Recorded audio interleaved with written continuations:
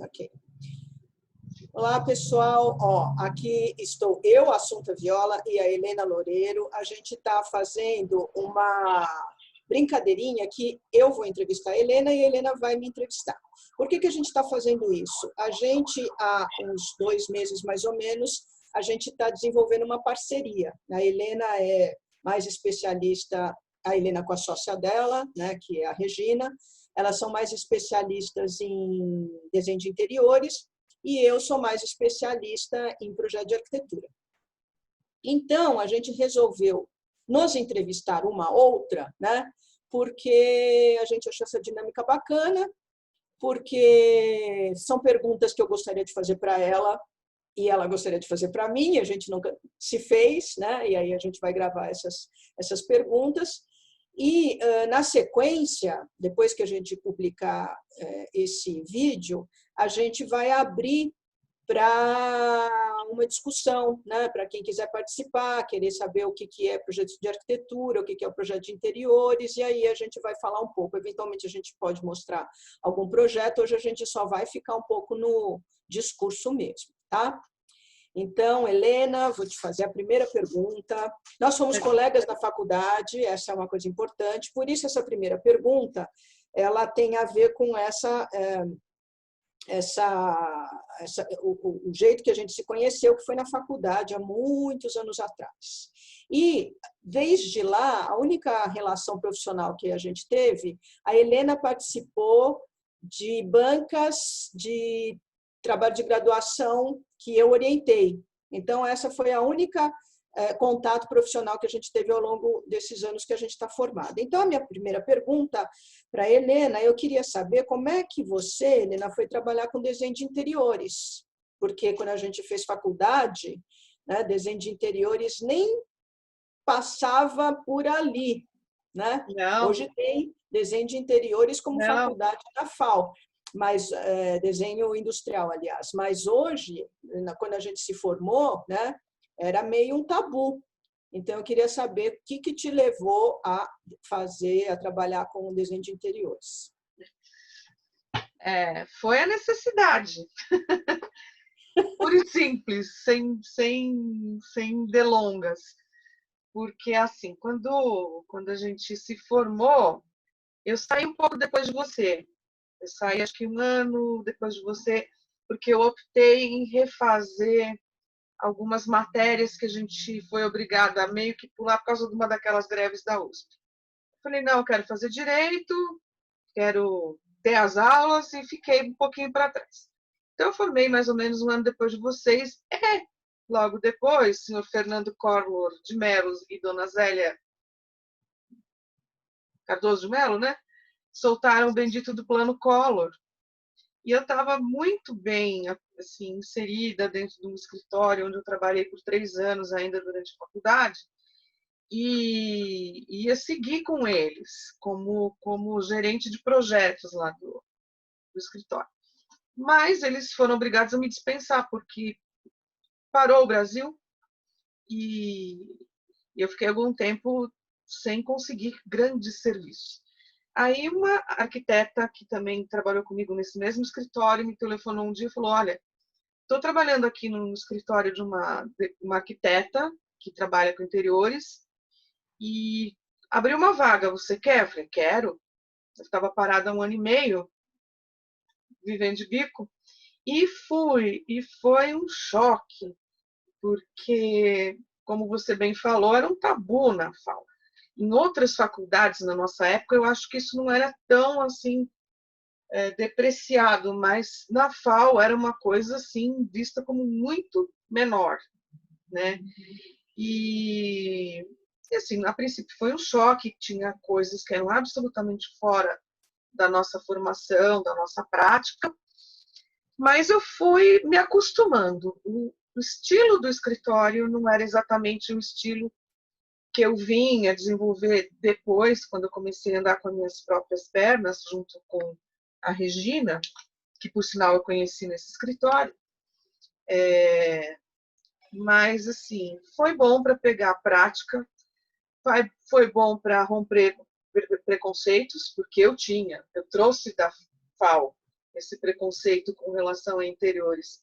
Ah, decoração, sair em Casa Cláudia, nossa, que coisa, mas o legal é sair na Projeto, na Vitruvio, sei lá, né, naquelas revistas legais de arquitetura, né, não essas comerciais de banca de jornal que todo mundo fica copiando.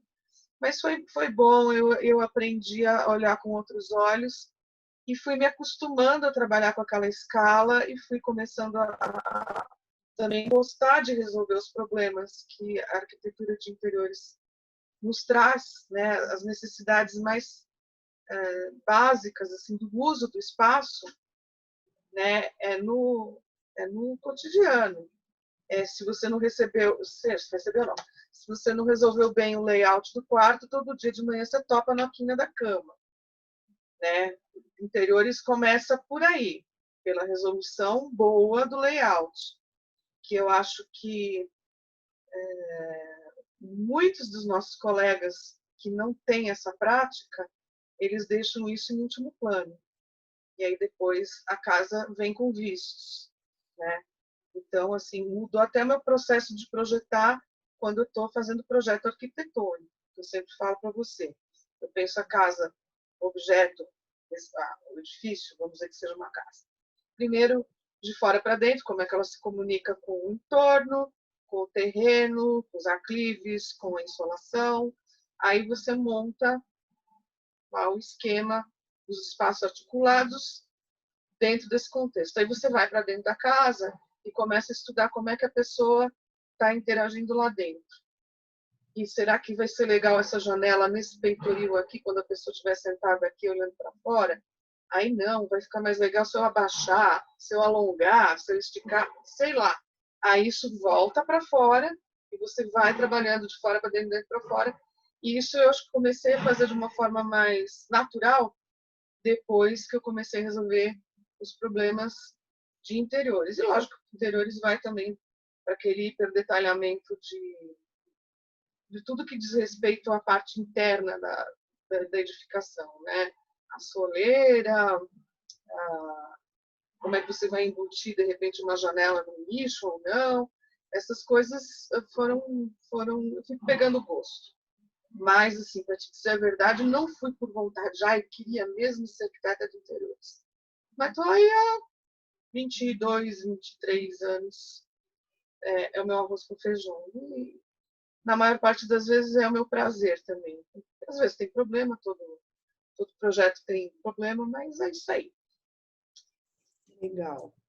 Então, e aí, já que você falou tudo isso, eu queria saber do que te levou a fazer arquitetura e essa experiência que você tem, qual que é a relação que você tem com a profissão?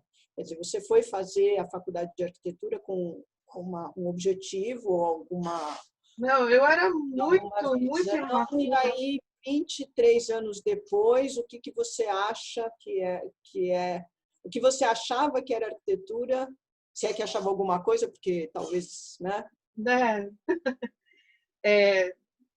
Lógico que 23 anos depois de formada, mais os 6 anos que eu fiz a faculdade em 6, né? Então são 30 anos quase de, de convívio com a coisa. Mas eu era muito imatura quando eu enxerguei a arquitetura como um meio de me desenvolver como ser humano, né, e ser uma pessoa que ganha vida com aquela determinada carreira.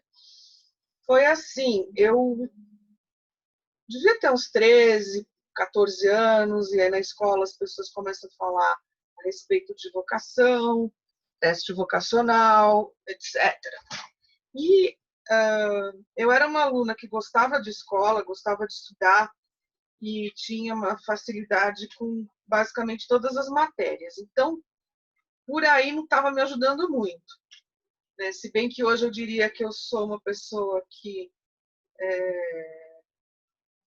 com relação às exatas, eu tenho um pouco mais de dificuldade quando chega nesse nosso nível profissional do que com as de humana, estética, história, que é super importante. Acho que eu tenho publicado uma vez por semana uma frase de alguém que me marcou como guia profissional. E são sempre pessoas que, se estão vivas, estão com bastante idade, mas há quase nunca, né? São pessoas que já fazem parte da história da arquitetura.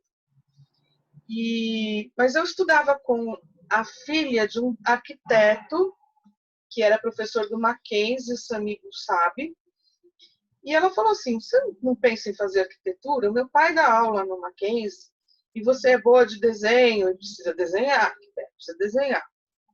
Você é boa de física, de matemática, tem que ser bom de física e matemática. Você gosta de história. E aí ela começou a falar dos trabalhos que os alunos do SAMI desenvolviam, como é que eram. E eu fui me encantando com aquilo. Ele está fazendo agora está orientando uma pessoa que está fazendo um desenho de um faqueiro. Está desenhando o garfo, a faca, a colcha. E, nossa, deve ser bom de fazer esse negócio, né? E aí tem prédios, edifício, casa, escola. Então foi uma coisa assim de uma menina, porque eu era uma menina, tinha 13 anos, e não foi como você, que você já me contou, que o seu pai te pegava pela mãozinha e fazia urbanismo com você. Vamos viver a cidade. Isso veio para mim depois da FAO, durante a FAO. Mas, que é uma maravilha, né? Das coisas boas de ser arquiteto é que quando você anda num lugar que você nunca andou, você olha para coisas que nem todo mundo olha. E as experiências que eu tenho de viajar com a minha família, fazer viagens importantes, assim, não só passeinhos, assim, mas de você ir em cidades importantes, icônicas, você fala, tá vendo aquele detalhe ali? Tá vendo aquela caixa d'água? Tá vendo como é diferente aqui no Brasil? E aí você compartilha esse olhar e as pessoas, aparentemente, eu não sei se é porque eles me amam, eles me toleram e eles me deixam falar, mas eu acho que não, eu acho que eles começam a abrir a visão deles para coisas de que como que outras culturas e outros climas lidaram com determinadas situações que no Brasil a gente lida de outras, né? Inclinação de telhado, como é que controla a luminosidade, coisas que, sei lá, você está passando lá, tá vendo aquele negócio? Aqui é assim, no Brasil não pode ser assim, porque sei lá é o quê. Você sabe como é que é. Mas então, isso daí é uma coisa que você vive mais intensamente a cidade, o espaço, desde o macroespaço, de como as cidades se relacionam umas com as outras, até, por exemplo, o uso de cores dentro da sua casa. Não é tão gratuito assim. Você sabe que você fez por uma razão e aí você traz isso para as pessoas próximas e para os seus clientes. Eu acho muito rico você poder dividir isso com as pessoas e te torna muito aberto também a perceber as dificuldades que as pessoas têm, né?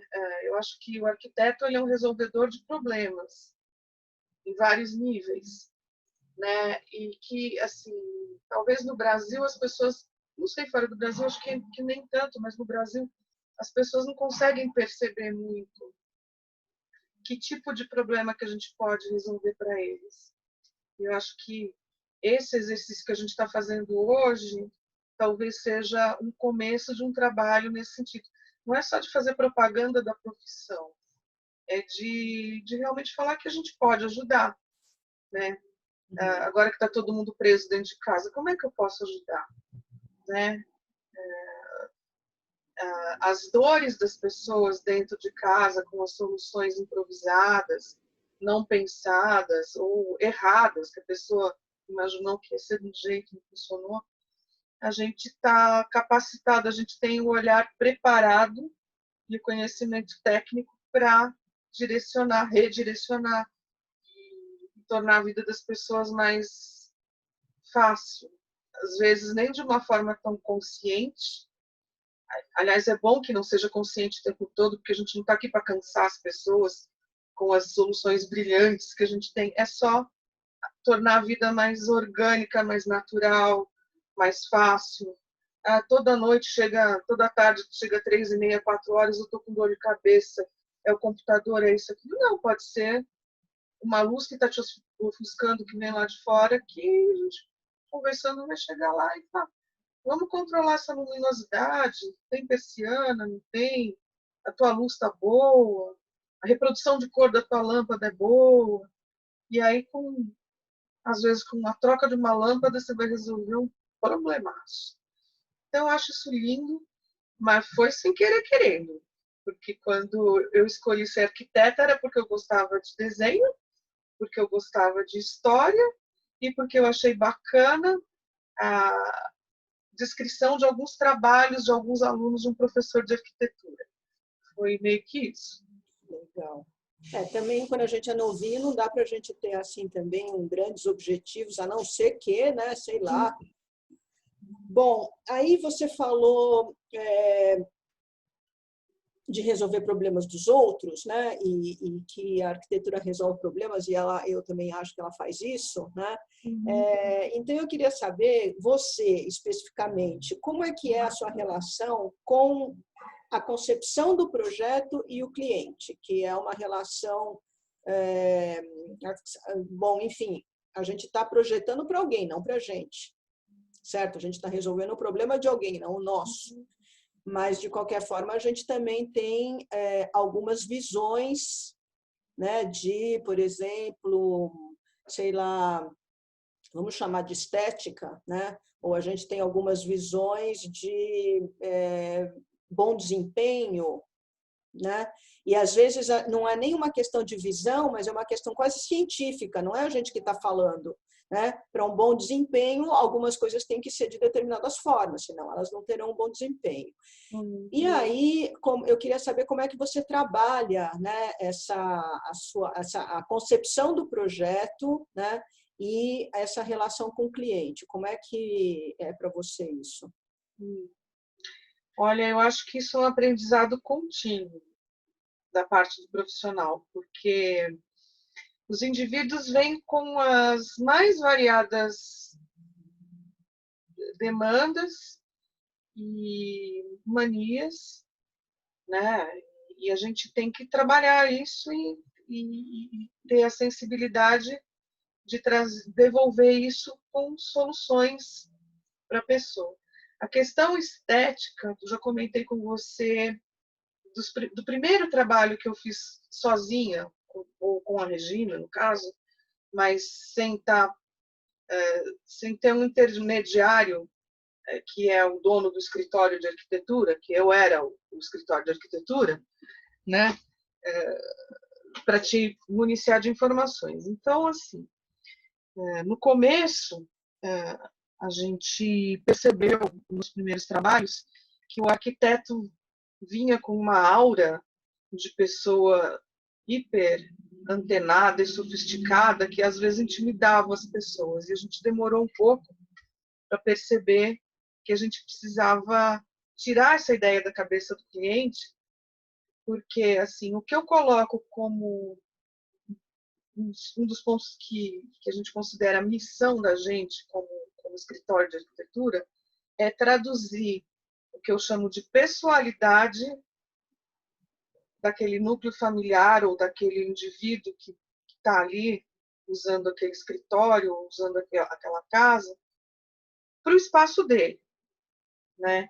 Então, no começo a gente sentia assim que o que a pessoa falava para a gente era o que ela imaginava que a gente queria ouvir. E quando você ia observar depois como a pessoa estava usando o espaço, ela estava adaptando o que a gente desenhou para o gosto dela. Então, nessas primeiras experiências, eu avalio que a gente não foi bem sucedido, a gente fracassou, num certo sentido, de perceber qual que era o ambiente cultural. Eu estou pensando mais no primeiro projeto mesmo que a gente fez, que era uma pessoa que vinha de um ambiente cultural mais simples, mais singelo, e que fez uma proposição para a gente que ela queria tudo high-tech, clean. Porque eu acho que ela imaginou que a gente queria ouvir isso. E a gente não quer, porque a gente é arquiteto, não quer dizer que necessariamente você é high-tech. Eu acho que eu ia ficar louca se eu morasse numa casa high-tech pura.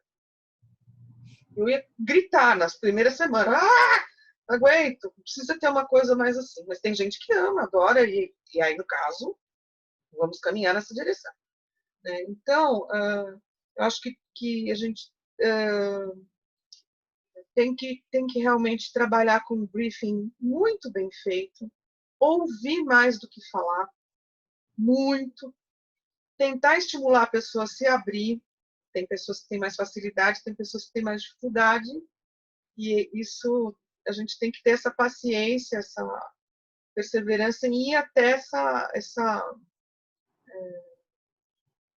percepção mesmo do que a pessoa é, como que ela se sente bem, para daí devolver em forma de projeto o que vai resolver as questões funcionais, e aí, nesse ponto, a gente tem que se ater às normas e muitas vezes explicar para a pessoa, olha, você quer fazer assim?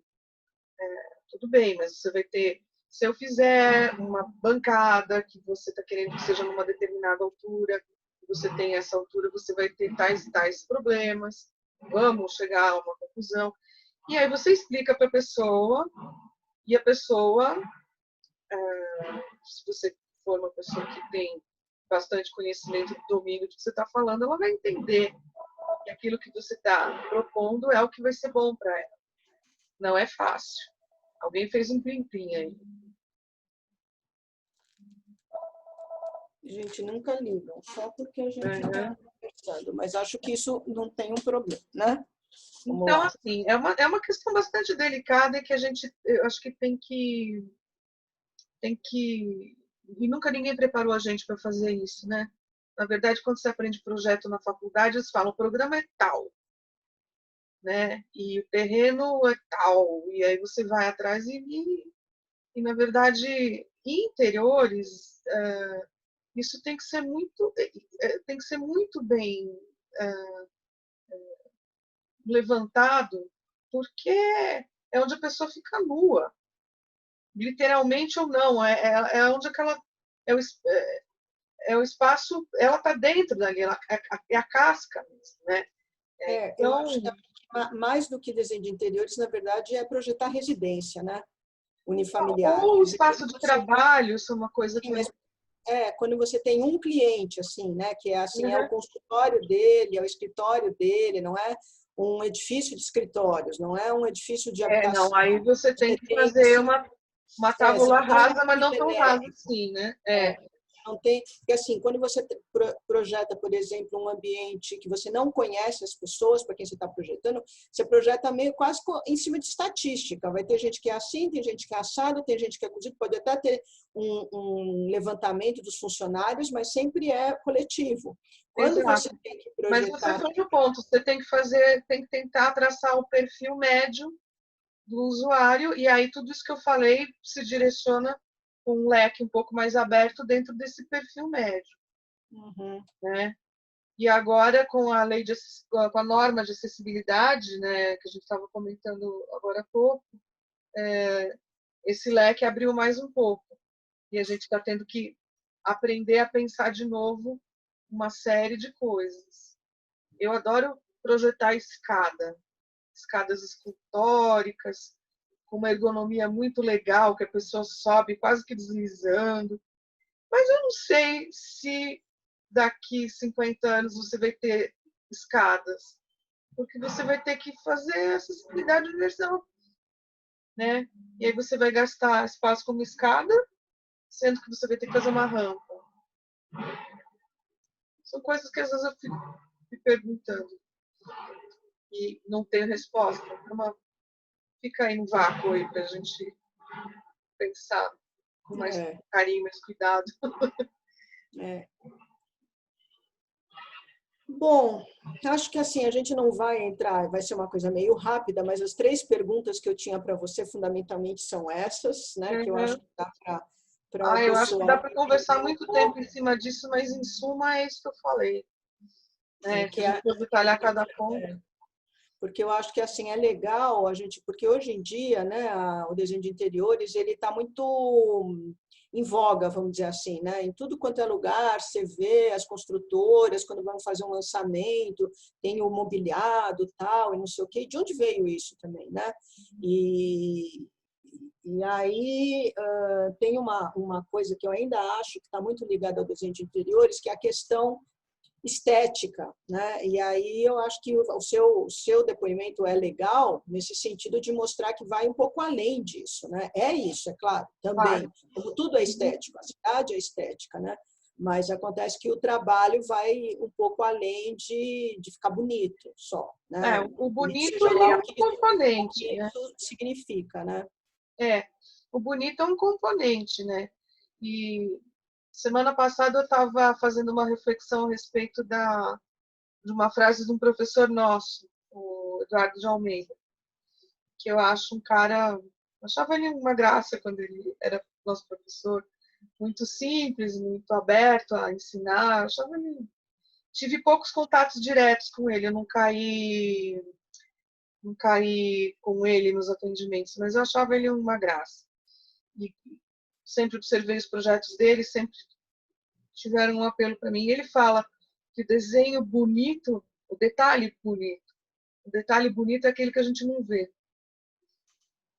Tudo bem que acho que isso daí depende dentro de um pensamento meio ascético, né? Quase monástico. E não é bem a minha praia também, mas eu acho essa ideia interessante, porque ela vai além do detalhe pelo detalhe, né? O detalhe ele tem que ser uma coisa que está ali de uma forma muito natural. E às vezes dá até trabalho para a gente chegar nessa solução natural, aquela que ninguém vê mesmo. Você está subindo numa rampa no meio nível, você está mudando você está subindo, você está fazendo um esforço, mas você nem sentiu, porque ela foi desenhada de uma forma que é uma forma agradável de você deslizar por ela, percorrê-la. Você tem uma visual e quando você viu, você já está lá em cima, sem esforço, e isso daí é bonito, né?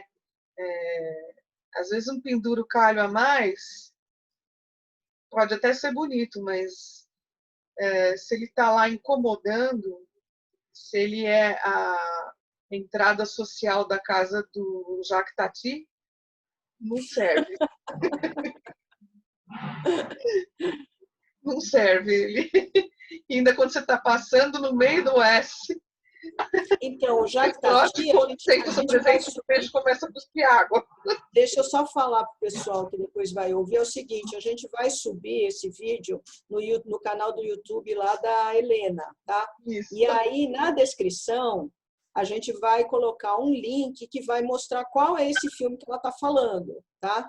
Que é O Meu Tio, ela vai mostrar lá, a gente vai deixar um link mostrando qual é esse filme para vocês poderem entender o que ela falou, né? Não, isso daí é de propósito, para vocês ficarem curiosos e, se possível, assistirem o filme. É uma comédia, você dá risada, mas para quem estuda arquitetura é uma boa aula de projeto. É melhor do que muita aula de projeto que eu já tive. Então, era uma crítica à arquitetura moderna também. Eu não sou uma crítica tão feroz da arquitetura moderna, eu gosto de muita coisa. Eu acho que nós somos filhotes do movimento modernista ainda, né? Mas, Mas é no uma mínimo, vocês paródia, não dão é bem risada. engraçado, como tudo, na verdade, né? Tudo dá para ser criticado no mundo, né? E Isso. ali tem uma crítica inteligente, né? É uma coisa que fazia sentido na época. O filme é de antes da gente nascer, né? O filme já tem um tempo aí que está por aí. Então, tem coisas que já foram absorvidas e reinterpretadas, e hoje em dia a gente não é tão escravo daquilo. Ótimo, né? A procissão andou. Mas então, agora é minha vez? Agora é sua vez, diga Agora é lá. minha vez. Então é o seguinte, a Assunta tem uma vivência profissional bastante diferente da minha, e eu tenho duas perguntas que têm a ver com essa trajetória diferente.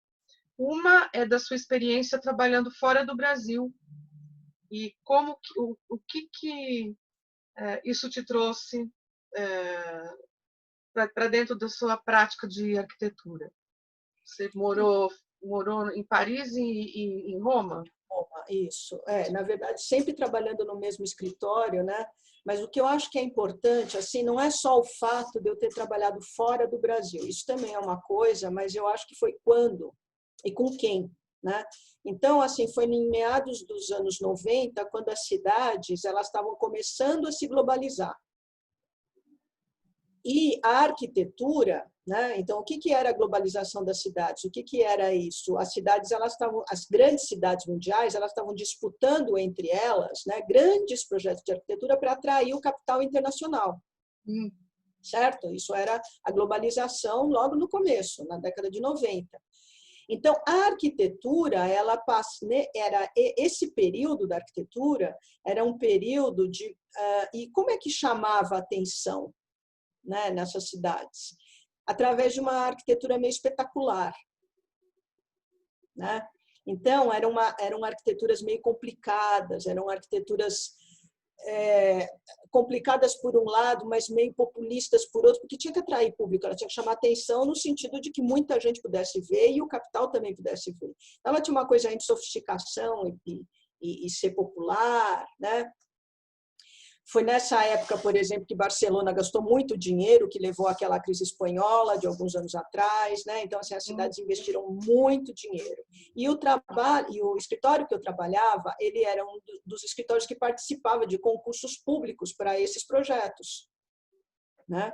Então, era uma situação assim muito excitante, né? Não era um escritório que tinha suas encomendas, então ele era especialista em habitação, então ele fazia trabalho para o mercado imobiliário, então ele fazia, quer dizer, ele fazia coisas assim que eram, né? Assim, era você falando, gente, eu não acredito que eu estou fazendo, sabe? Aquelas coisas assim, né?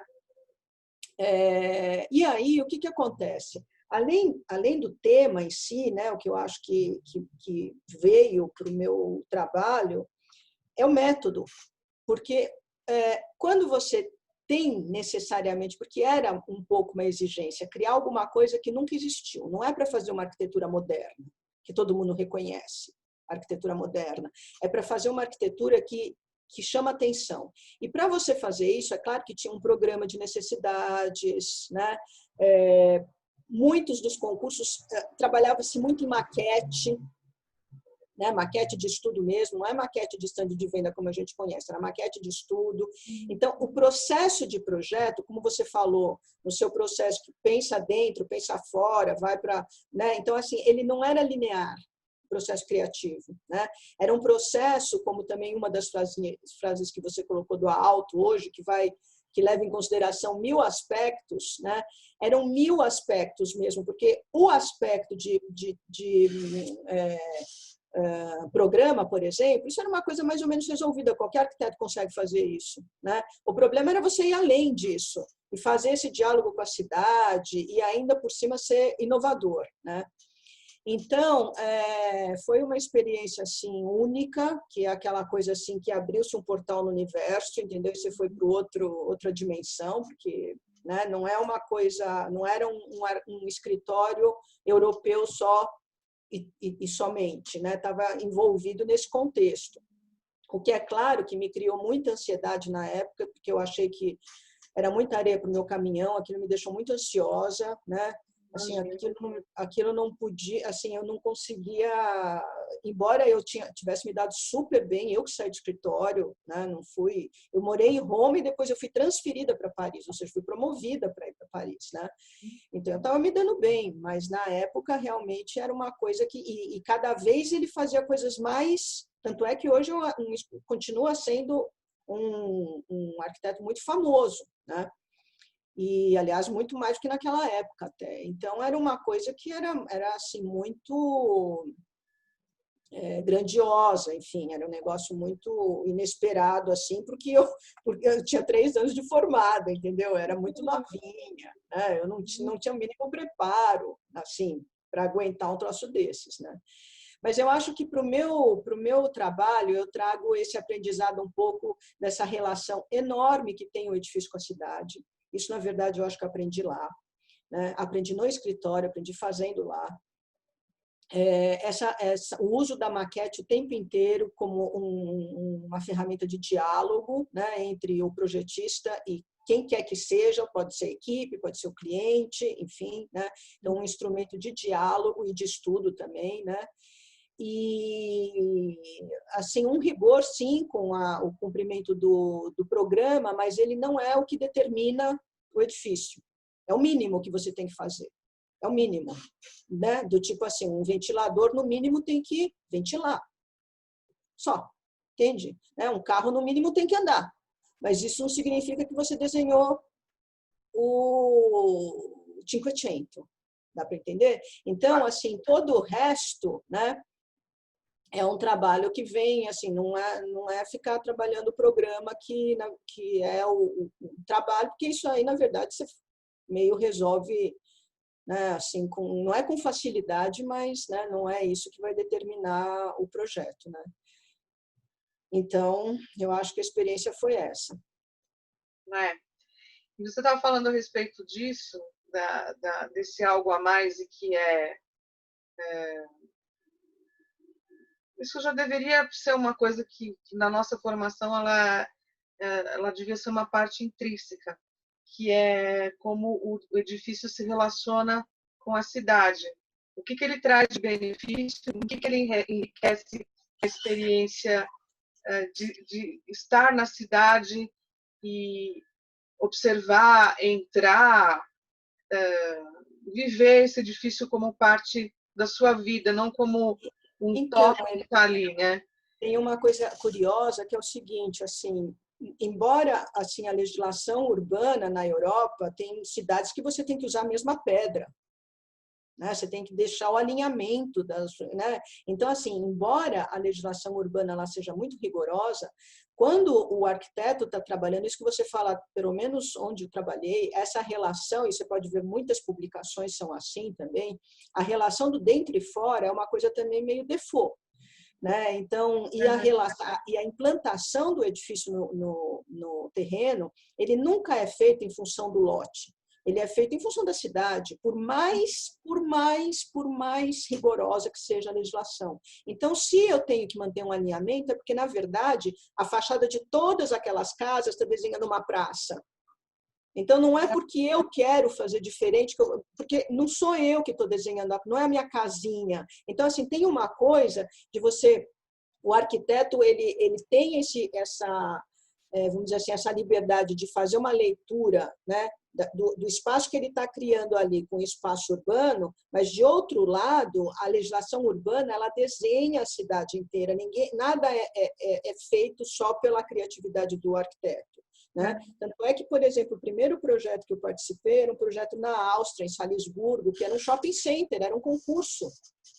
Por quê? Porque Salisburgo é uma cidade pequena, histórica, certo? Então, chegava um valor de projeto que, assim, era obrigado a fazer uma licitação, embora fosse um projeto privado.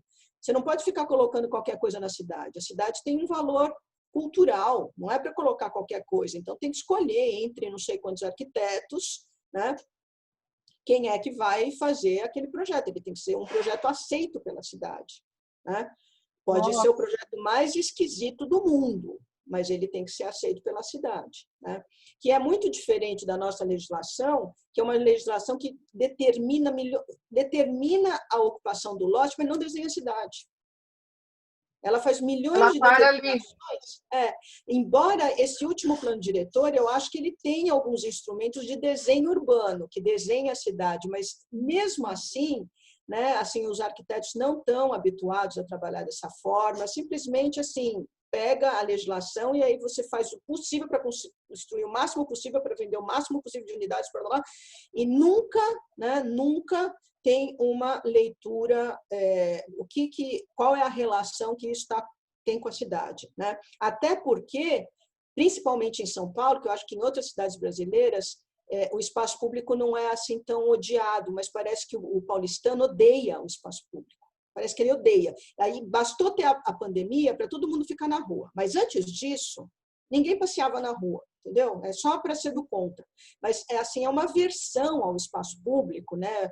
Aí diz que é segurança, aí diz. Mas se você for no Rio de Janeiro, todo mundo anda na rua. Na Se você rua, for em Campinas, as praças sempre tem gente, né? né? Nas praças centrais. Agora, as nossas praças, elas são acampamentos.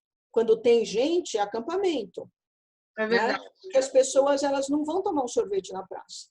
Então, eu não sei o que acontece na cidade de São Paulo, mas quando você estava falando da história da relação, né, do edifício com o entorno, é uma coisa que eu aprendi bastante lá, e como você falou, eu também aprendi com meu pai. É, Né? Essa conhecer, assim, nunca um edifício existe por ele mesmo, o edifício existe porque ele está num lugar. uhum, Então, a gente ia visitar o Terraço Itália, a gente ia a pé, andando, subindo, enfim, era sempre uma leitura, né, que era sempre uma leitura muito italiana, meu pai era italiano, né? né? Então, sempre era uma leitura italiana das piazzas, enfim, do espaço público, nesse sentido de assim, não, acho que eu não conheço povo que goste mais, ou pelo menos gostava, né, porque as coisas mudaram bastante no mundo inteiro, mas que goste tanto do espaço público quanto o italiano, né?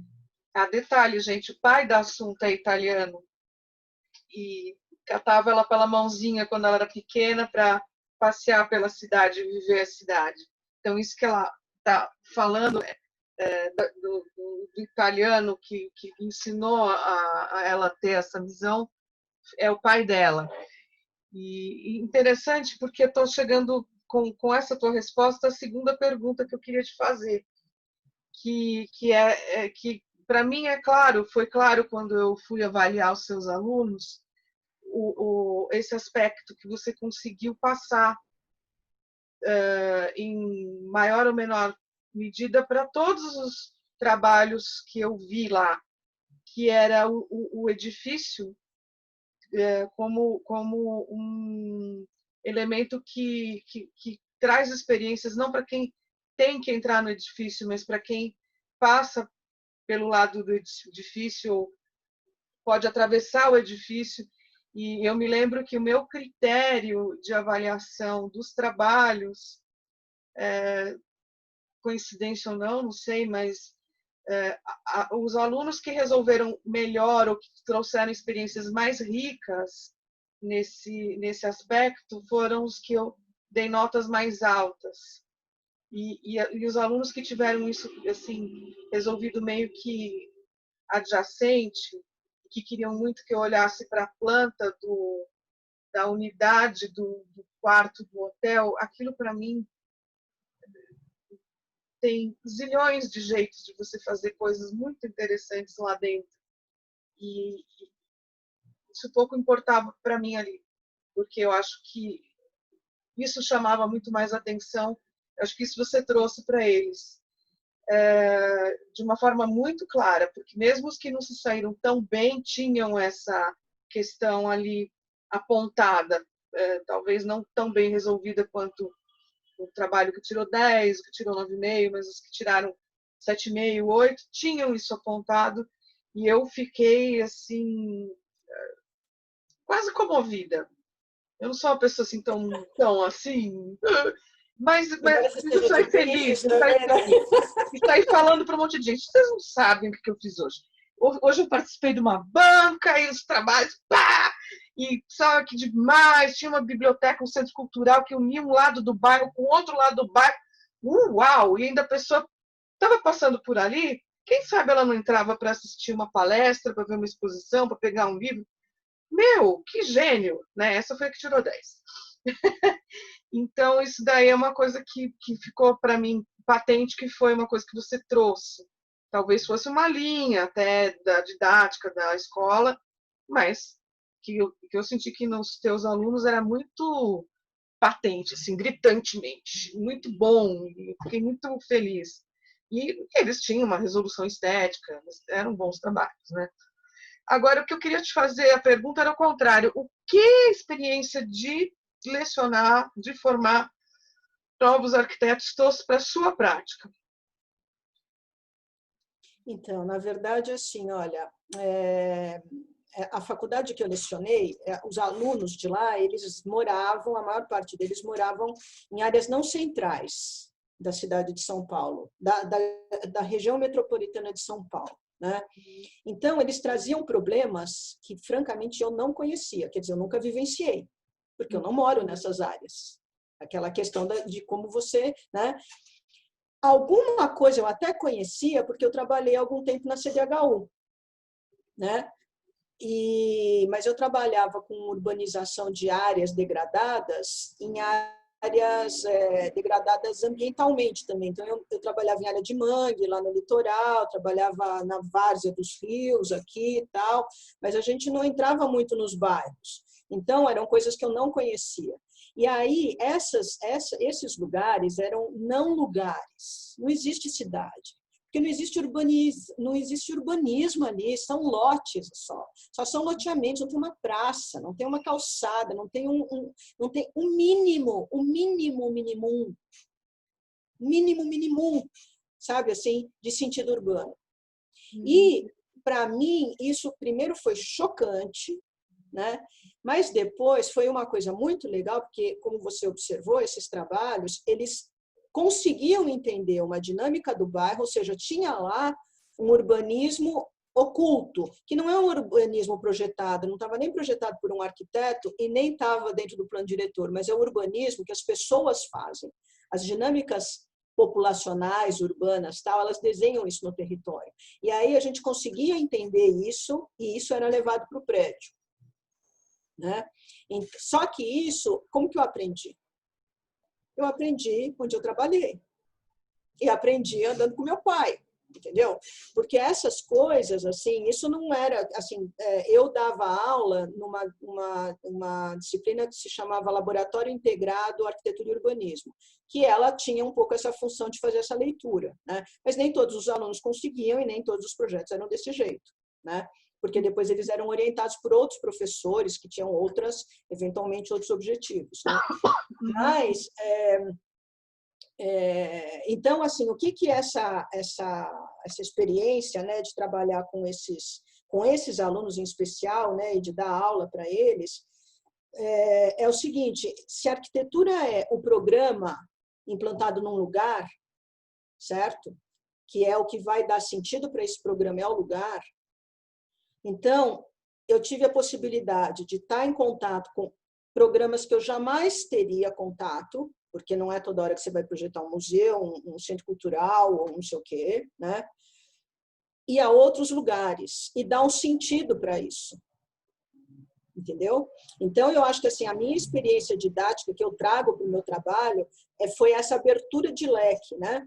E aí, perceber também, quando você vai procurar alguém falar assim, qual é a sua especialidade como arquiteta? Você fala assim, não, eu projeto qualquer coisa. Não, mas espera aí você fala assim, meu, dá até vontade de chorar, porque você fala assim, como assim, eu tenho que ser especialista em alguma coisa, né? Quer dizer, a especialidade é o quê? Alguns jargões que você vai usar, porque quando eu orientei esses trabalhos, você percebe que quando você tem um programa, quando você tem um terreno, você sabe onde você vai chegar, o arquiteto faz. Agora, é claro que você precisa de um bom, assim, a primeira boa solução requer um problema bem formulado. Se você não tem um problema bem formulado, vai ser muito difícil você chegar a uma boa solução. Então, qual é a diferença nisso tudo? É o cliente. Se o cara te chama para fazer um hospital e ele te diz exatamente o que ele quer, fica muito mais fácil você projetar do que você dizer para o cliente como é que funciona um hospital. Se o médico está te chamando para você fazer, quem sabe do hospital é o médico, não é você. Tanto é que assim, as equipes, por exemplo, de projeto de hospital, existem enfermeiras especializadas em montar programa da sala cirúrgica, porque elas que sabem onde é que tem, é a enfermeira, não é nem o médico, porque elas que sabem onde é que é a altura da tomada, o que tem que estar perto do quê, né? Então, assim, eu acho que talvez, assim, depois que eu parei de dar aula, né, me veio um pouco essa frustração, assim, sabe, de querer dizer para todo mundo, escuta, gente, mas olha, eu posso fazer qualquer projeto, me chama, porque eu sei fazer, sabe assim? Porque porque assim, se você tiver um problema, você resolve, né? E isso porque eu estava dando aula lá no final do curso. E aí eu acho que eu fiquei um pouco viciada, sabe? Nessa, assim, os meus projetos, assim, até meus colegas falavam, assunto, você só gosta de orientar coisa grande. Eu falei, não, os alunos que me chamam, não sou eu que escolho o aluno que escolhe você, né? Uhum. E a outra coisa, o fato de eu ter trabalhado naquele outro escritório e na CDHU, eu trabalhava com projetos de escala grande. Então, eu tinha um certo domínio, né, da escala. Até por isso, né, que eu convidei a Helena para fazer a parceria, porque eu vi o trabalho da Helena e falei assim, meu, que trabalho mais bacana que a Helena tem. Mas eu acho que eu não tenho muito domínio assim sobre um espaço tão pequeno. Eu vou convidar a Helena, porque eu acho que vai ser uma coisa muito legal, né? Essa conversa assim nas diversas escalas, porque não deu tempo de eu entrar nessa escala. Enfim, a vida, né? Assim, tem que é um, né? Mas essa eu acho Talvez a que sua especialidade seja na questão da escala, as nossas, né? Porque é, eu também achei que ia ser super rico por causa disso. Porque se a gente fizesse exatamente a mesma coisa, a gente ia ficar. é, Não ia, acho que. não ia ter graça, né? Na verdade, não ia fluir. Mas muito bem. E, bom, acho que falta a última pergunta, a gente já está falando, acho que uns 40 minutos. E é aquela pergunta que todo mundo faz e que a gente acha que talvez seja cedo para ter respostas, mas assim, você consegue enxergar alguma direção na nossa forma de pensar as casas, os escritórios, a cidade em função da pandemia ou de possíveis novas pandemias, agora que o mundo virou uma vila e que em questão de um mês, 2 meses, um vírus que estava lá no interior da China arrasa o mundo de ponta a ponta? Pois é. Olha, Helena, é uma coisa curiosa, porque assim, né, se a gente for olhar a história da arquitetura, assim, a história da arquitetura, ela veio justamente, quer dizer, ela não veio, mas a história que nos chega, né, a história da arquitetura moderna, não no sentido de estilo, mas da arquitetura contemporânea, do mundo moderno, do mundo industrializado, ele veio justamente da concentração de pessoas. Certo? Então, Uhum. assim, o capitalismo é justamente isso. Ele é concentração de pessoas para gerar concentração de renda. Isso é o capitalismo, isso são as cidades. Então, eu não sei direito, porque, assim, se você não pode mais concentrar as pessoas, talvez tenha alguma mudança na economia, porque você não vai mais concentrar, quer dizer, se você não consegue concentrar as pessoas, como é que você vai concentrar as rendas, entende? Tem aí alguma coisa que eu acho que vai dar uma mudada, né? Tanto é que eu acho que os movimentos no mundo inteiro estão sendo de voltar a concentrar. Abrir a economia é todo mundo junto. Abrir a economia não é, tá bom, vamos gastar dinheiro de novo. Um está gastando, o outro está ganhando. Não, vamos ficar todo mundo juntos de novo, né? E a gente tem que ter isso em mente, porque antes as cidades, se você pegar uma cidade romana, por exemplo, uma cidade grega, as cidades eram todas espalhadinhas, assim. Ninguém ficava concentrado. As concentrações eram concentrações políticas, lá do Senado, ou então aquelas concentrações lá do Coliseu, por exemplo, mas as cidades, as pessoas, né, os comércios, as coisas, as pessoas, lembra que assim, ia levar o leite na casa da pessoa, ninguém ia comprar o leite, ia levar o pão na casa da pessoa, isso na década de 50 em São Paulo, né, que não faz tanto tempo assim, né? 60 anos, 70, Então, né? 70 anos, né? Então, você vê que eu acho que assim tem uma mudança aí que a gente não sabe direito, né, o que vai acontecer, porque eu tenho a impressão, assim, do que eu me lembro de ter estudado história, que é a primeira vez, desde que a gente está vivo, não, desde que teve a gripe espanhola, que também teve uma dizimação de gente, tal, não sei o que lá. Não acompanhei, não sei o que aconteceu lá, se naquela época estavam dizendo também que tudo ia mudar e nada mudou, tudo voltou como era depois que a gripe sumiu, né? Mas a impressão que dá, assim, você vê um monte de gente falando pelo mundo afora, assim, arquitetos falando disso, não sei o quê. Eles falam um pouco assim, do esparramento, que é uma crítica à cidade de São Paulo, que é o espraiamento da cidade, é praticamente o que as pessoas têm falado, o espraiamento da cidade. Isso é uma coisa muito engraçada, porque São Paulo, então, passa a ser uma coisa interessante, porque ela, assim, ela é espraiada e, no fundo, ela é pouco densa. Ela não é, até tem uma tese que se chama São Paulo, cidade oca, porque ela é muito construída, mas ela é pouco adensada. É verdade. Ela é espalhada. Uhum. Né? As áreas mais densas são as áreas mais periféricas, né, que tem muita gente morando, né, em pouco espaço, tal. E a gente também não tem assim grandes torres concentrando as pessoas no mesmo lugar, né, para depois espalhar as pessoas e tal, né? Então, eu não sei, assim, eu francamente acho que assim tem essa coisa da densidade de muita gente morando mesmo, tem a coisa dos encontros, que isso, quer dizer, muita gente morando num lugar e os encontros ainda nessa ideia burguesa no sentido do burgo, da troca, né? Da troca de onde a gente vai comprar, onde a gente vai não sei o quê, os grandes encontros, eu acho que eles ainda estavam muito ligados a essa ideia do capitalismo nesse sentido de acumular pessoas e acumular gastos. Por exemplo, a Avenida Paulista, né, nos últimos anos, ela virou um grande SEM, uma grande praça. As pessoas iam lá fazer o quê?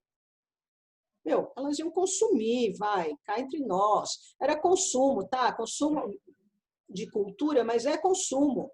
Aquela concentração de pessoas era uma concentração que gerava renda, né? Que gerava, enfim. Então, assim, concentrar pessoas é aumentar trocas, né?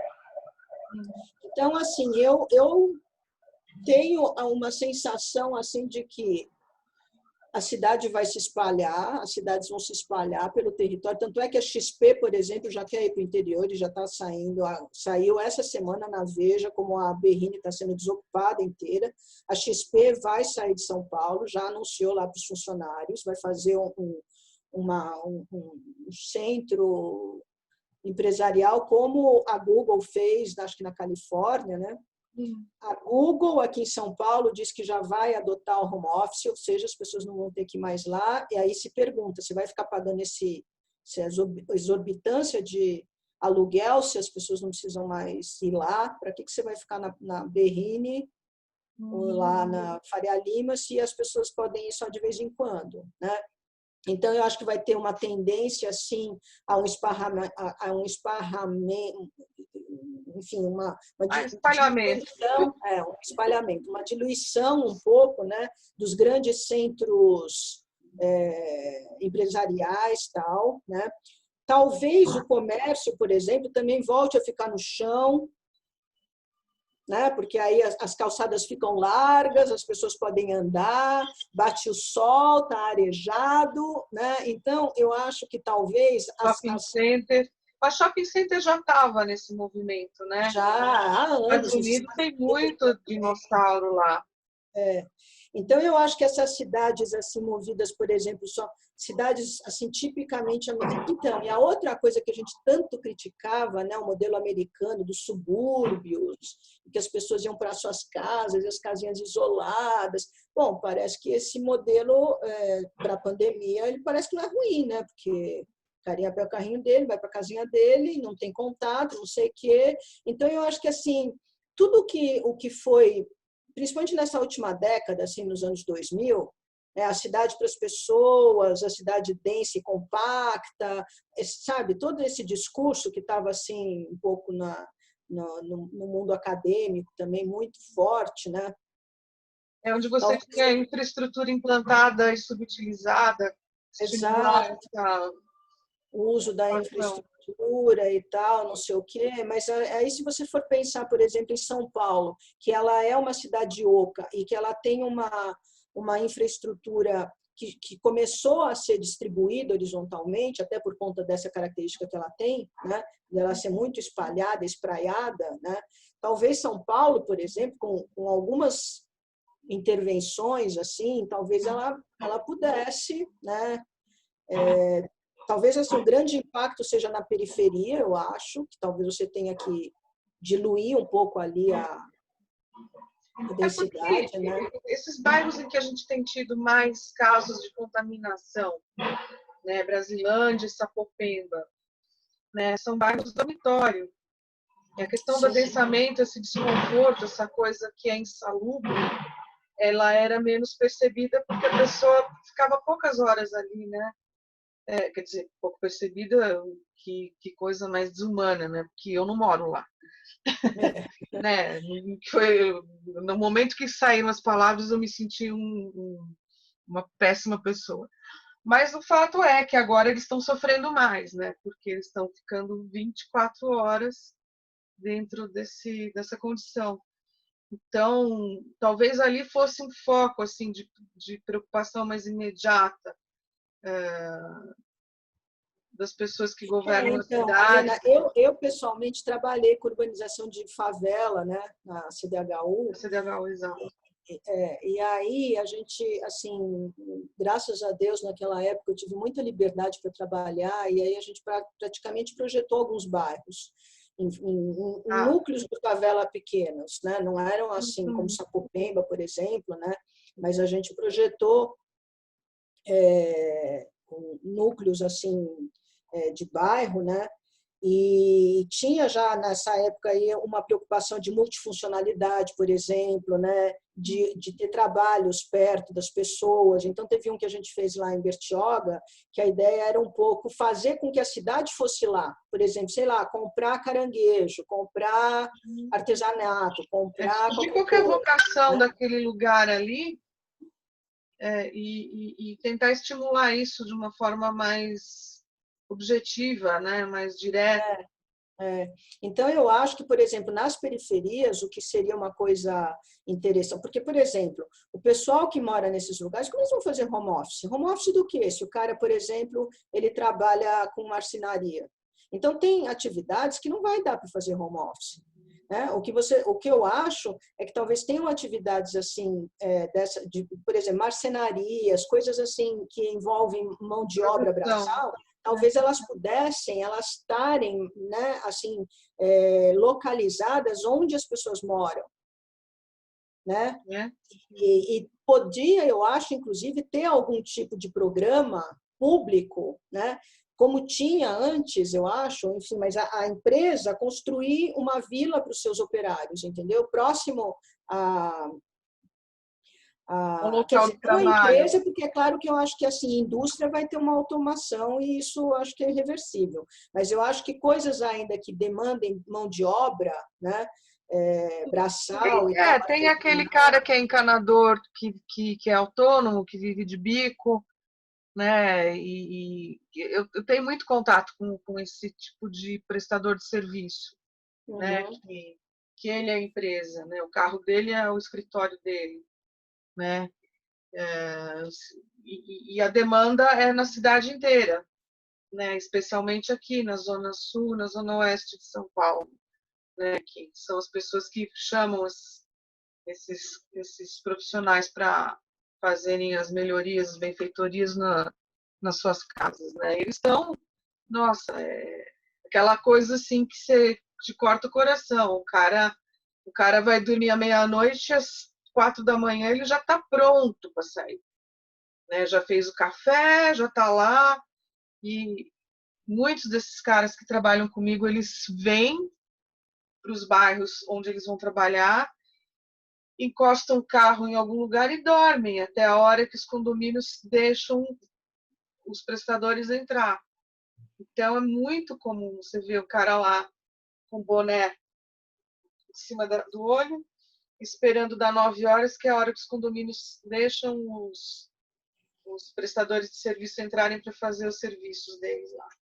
E é um cara que tem que sair de noite de casa, porque se ele deixar para sair às 6 da manhã, ele pega uma Castelo Branco engarrafada, ele pega uma avenida Aricanduva parada, né? E ele tem que vir com o carro dele, por pior que o carro dele seja, porque ele tem que levar as ferramentas e os insumos dele para trabalhar. Então, essa é então, a mas ideia, você ter mas eu, núcleos. eu acho, sabe o quê? Que, na verdade, assim, nesses lugares mais periféricos e adensados, eu acho que assim, é um pouco o papel do Estado, né? Mas eu acho que assim as tipologias desenvolvidas até agora ou é da casa isolada ou é do predinho, e tem predinhos até de 8 andares, assim, da CDHU, da Coab e tal. Eu acho que talvez tenha que rever um pouco, e eu sei que a CDHU, por exemplo, já estava revendo, né, o espaço mínimo interno, tal, distanciamento e tal, mas talvez pudesse ter ainda uma outra tipologia e talvez pudesse haver algum tipo de organização em cooperativas dentro dessas favelas, vamos chamar, dessas comunidades. Então, assim, as pessoas podiam se unir em algumas comunidades assim territoriais, algumas casas podiam ser tiradas, outras podiam ser reconstruídas, com uma em cima, outra embaixo, mas com uma outra arquitetura que não deixasse assim com tanta proximidade, né, os acessos e tal. Então, por exemplo, o cara que trabalha numa marcenaria poderia ter turnos, então o cara pode chegar de madrugada na casa dele, porque ele trabalhou né, à tarde, o outro sai de madrugada para trabalhar, mas com uma certa segurança, iluminação. Então, eu acho que vai ter que ter eu acho que teria um redesenho, né, um pouco por aí, né, nesses lugares. Mas acho que quem trabalha, as empresas que trabalham com habitação popular, porque existem empresas privadas que trabalham com isso, né? É claro que vai depender do ritmo público, porque elas estão vinculadas a uma legislação, né? Mas eu acho que elas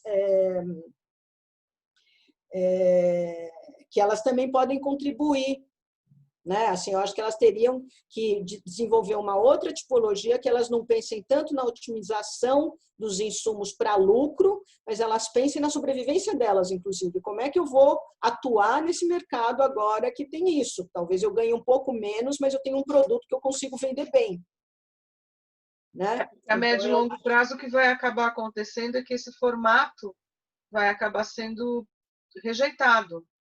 As pessoas vão passar a procurar outras coisas. Então, lógico que a médio prazo eles vão perder. Então, seria uma direção interessante, né? Se isso vier a ser apontado como uma realidade. Porque, quem sabe, o pessoal para pensar e começa a desenhar em função disso, né? Uhum. Humanizar um pouco mais essa coisa toda. É isso, então. É isso aí, eu acho que foi gostoso. Espero que isso estimule muitas perguntas, muitas dúvidas e contraditórias. E é isso aí, vamos ver quando é que a gente faz mais uma. Tá joia. Tá bom? Tá joia, então. Então, para quem... Foi um prazer enorme. Para mim também, e para quem teve a paciência de nos ouvir até agora, muito obrigada. É isso aí, até Um a abração próxima, para todo pessoal. mundo. Tchau. Tchau.